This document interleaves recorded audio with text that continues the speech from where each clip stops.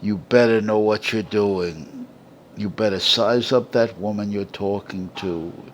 Whatever you're trying to do, maybe you're trying to make an impression, maybe you're trying to survive in the presence. And you've got to know when you're outclassed. You got to know when to cry uncle. You don't have the experience, you don't have the appearance, you don't have the personality, and you don't have the physical appeal. So your leash is very short and tight. You've got to measure every single word you say carefully and ask yourself a large series of questions. Will what I'm saying, will my use of the proximus, the space, will my body posture, my body attitude, my height, my temperament, my conditioning, you got to know yourself. You know yourself by the past record, the patterns. They don't lie. You got to believe what the patterns tell you. It's all observable. We're only talking about the observables, and the observables, the reportables, and testables are the only reality that matters. You got to know by a very cautious, careful interview the type of men that woman you're talking to has been conditioned to. If you're short like me and she wants a tall man, you're out of luck, pal. Anything you do, you're going to have a very short leash. You've got to know the expectancies. You got to know the trip that she's laying on you. By trip, I mean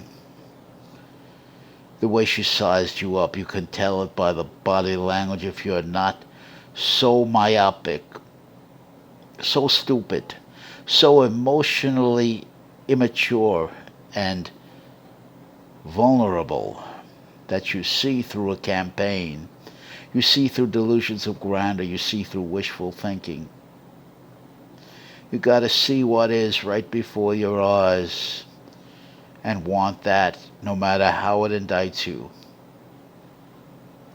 Prepare, prepare, prepare. Set up your mock-ups, your simulation models.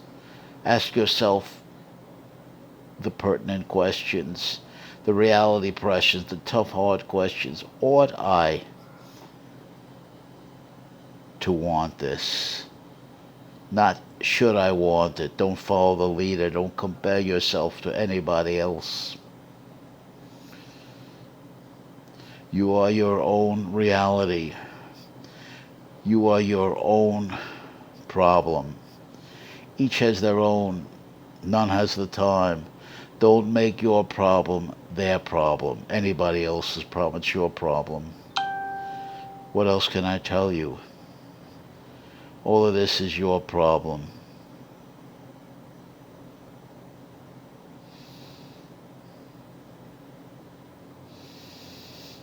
You got to know where to look for leads, not solutions. To ask better questions, make better inquiry, look for better evidence.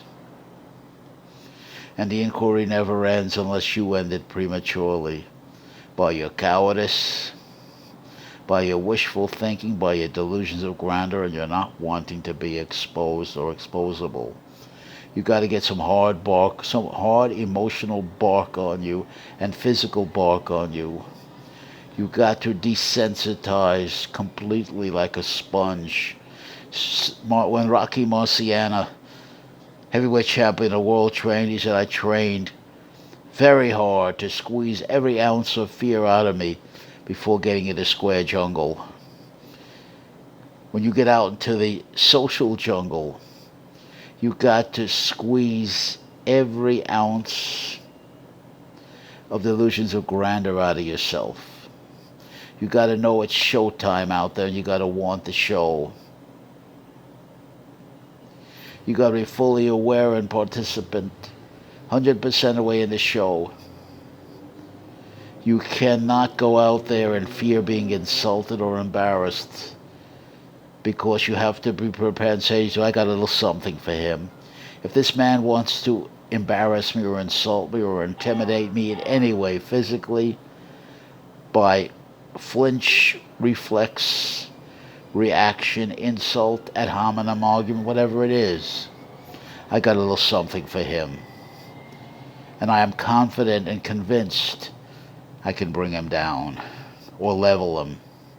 So I don't fear in that sense. I'm not looking to be confident, I'm convinced. I'm convinced I can fight back. Convinced I can go insult for insult if that's how he wants to play it.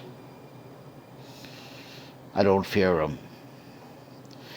I don't fear being exposed or embarrassed in public because I'll reverse it and expose and embarrass my adversary. I don't care who he thinks he is. I'm 5'3". If he's 6'3", you can still bring him down. Of course it would help if you were in tremendous physical shape. Of course that would help. That comes first. That you know you can break him in half. That you know you can hit him in the rib cage, get some short rib and bust those ribs. Bust him in the middle. You can lift him and throw him away. You should have that much brute power in yourself as a short man to take the pride. In reality, not in projective fantasy. That's my word.